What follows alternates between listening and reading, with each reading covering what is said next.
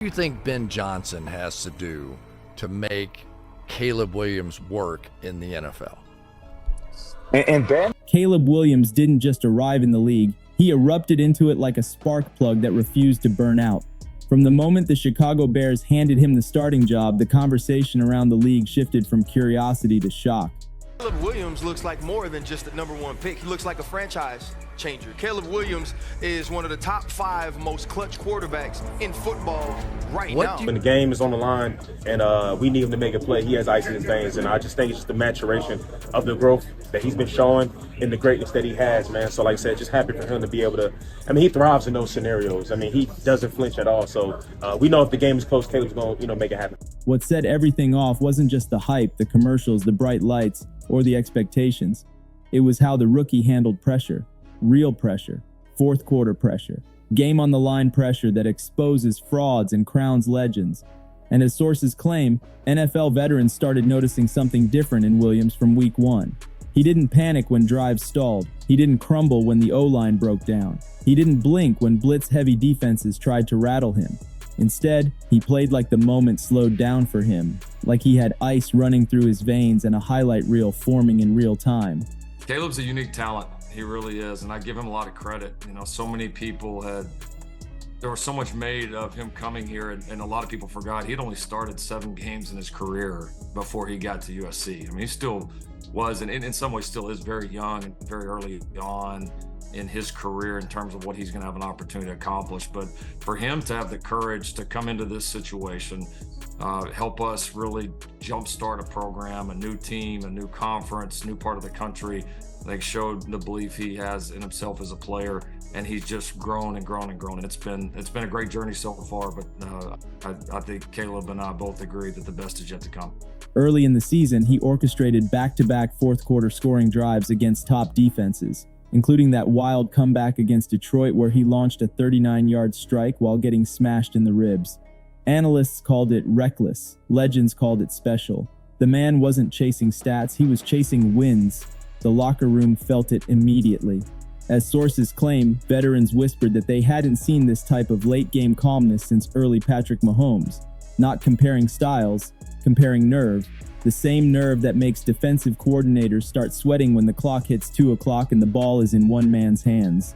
Opponents started noticing the same thing. Corners said he kept extending plays that should have ended in sacks. Linebackers said they kept losing track of him when heat collapsed the pocket. Just pulled one of your cards, autographed. That's a pretty good one, right? Is it going to be worth more or less after this coming season? That's what I want to know. Safeties said his off-schedule throws felt like street ball mixed with precision, a combination that's almost impossible to defend. NFL legends like Brett Favre and Michael Vick reportedly praised his ability to improvise without losing control, something only a few quarterbacks ever master. They described him as a closer, a quarterback built for the moment when the stadium gets quiet and the whole game comes down to one throw. The clutch label grew louder every week. As sources claim, he finished the season with the league's highest passer rating in the final 5 minutes of one-score games, topping veterans who had been in the league for years.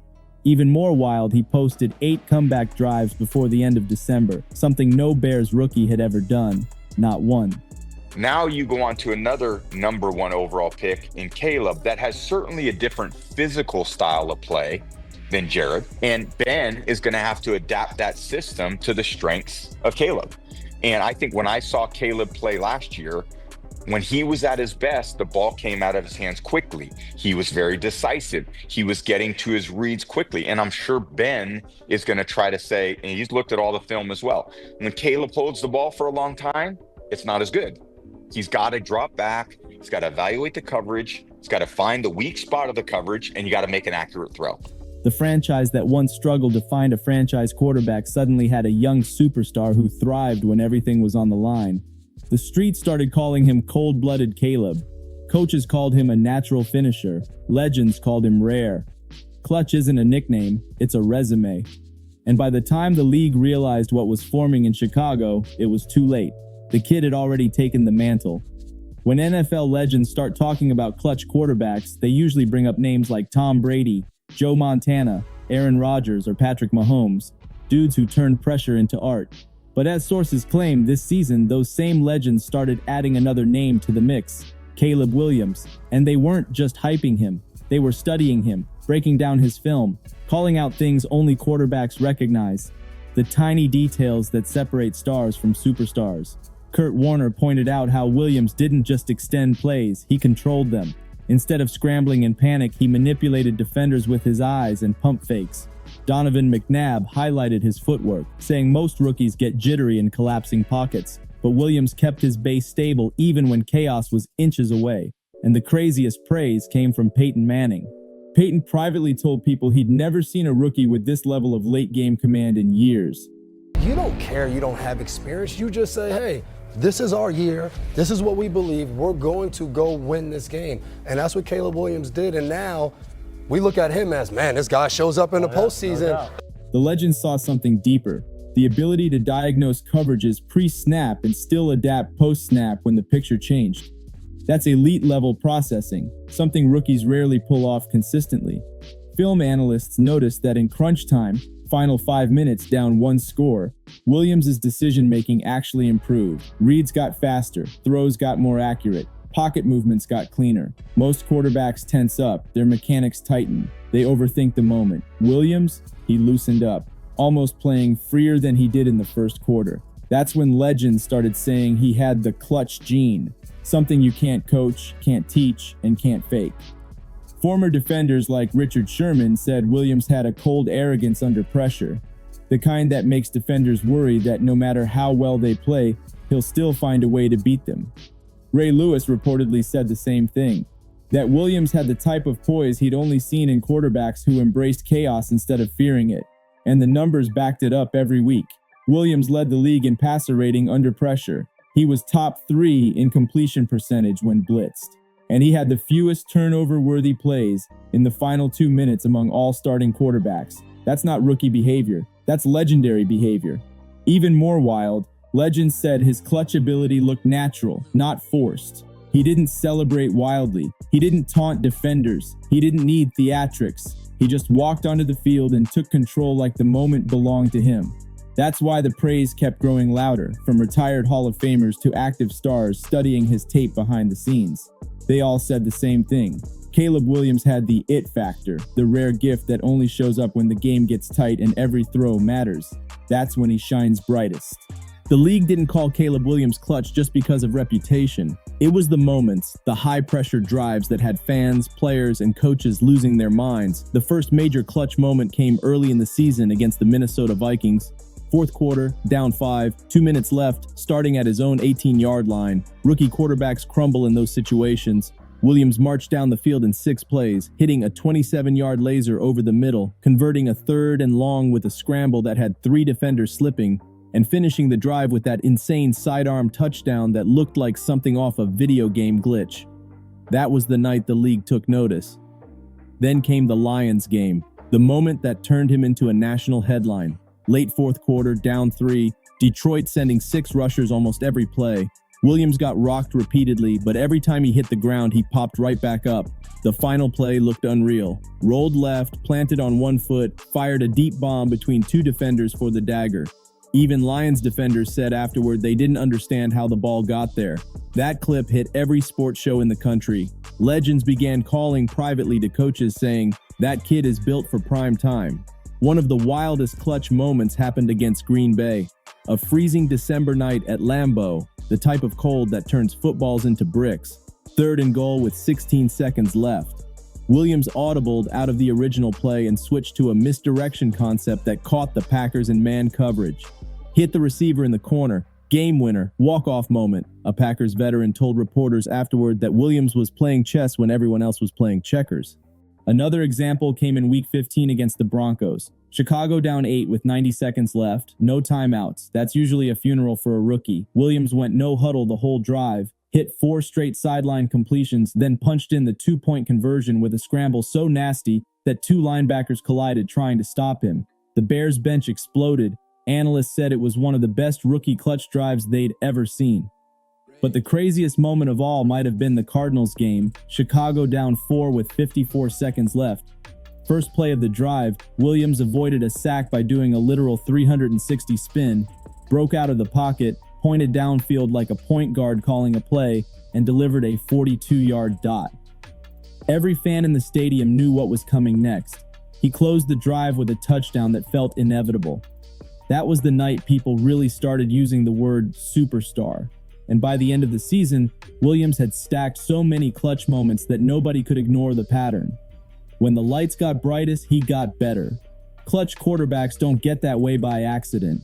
There's a psychology behind the calmness, and Caleb Williams mastered it earlier than anybody expected. Williams developed a mindset built around chaos management. He didn't fear the moment. He didn't overthink it.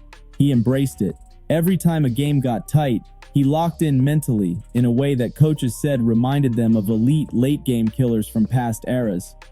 Not because he yelled speeches or acted hyped, but because he stayed calm when everyone else got tense. Bears insiders said Williams trained mentally for clutch situations long before his first NFL game. He ran drills at practice where he intentionally started drives with low time, fake crowd noise, and simulated pressure to make it feel normal. That's the same training high-level military units use, making chaos familiar so it stops being scary. The Bears coaching staff said Williams studied film of Mahomes, Brady, Marino, and even old-school 2-minute drills from the 1980s to build his own late-game routine. Defensive players said the same thing. His eyes stay the same no matter the situation. No panic, no rush, no fear. That never blink mentality is what legends kept pointing to. Warren Moon said it looked like Williams had emotional insulation, the ability to shut out noise and play clean football when everything around him goes loud. Michael Vick said he respected Williams's body language under pressure because it never betrayed him. When the pocket broke down, most quarterbacks telegraph fear. Williams stayed loose and fluid.